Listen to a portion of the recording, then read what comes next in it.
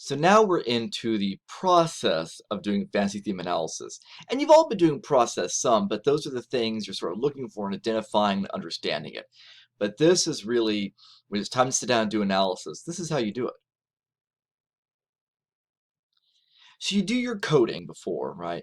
And in fantasy theme analysis, you're looking for the dramatis personae, which is the equivalent to characters, plot line, it's the plot line, what it is, right?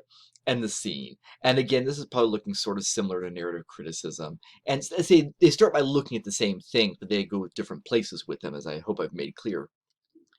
There's also something called a sanctioning agent. And you can look for a sanctioning agent or not. There may or may not be one. A lot of analyses using fantasy theme analysis will never bring it up. Sanctioning agents, it's the deeper value or force that's present. It's something that makes it all legitimate.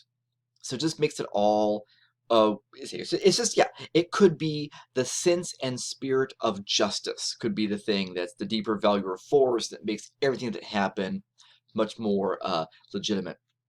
You know, I was thinking today, thinking in part about fantasy themes and how when I think of people who wouldn't understand certain references to things, I think of my grandmothers, both now deceased, and the television shows they'd watched, and my dad's mother in particular, like sort of uh, 80s and some early 90s shows that were, I mean, it was like Knight Rider, although I love Knight Rider. Thank you very much in the 80s.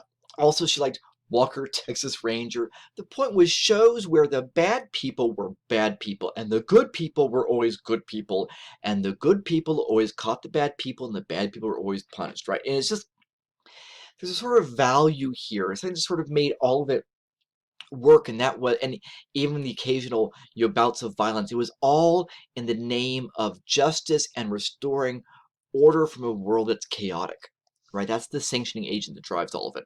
Law and Order, by the way, it always suggests a little bit more trickiness things. So I haven't watched Law and Order in years, but it created more layers of complexity sometimes. But anyway, so sanctioning agents, that you may find that, you may not, but you definitely should be coding for the dramatis personae, the plot line, and the scene.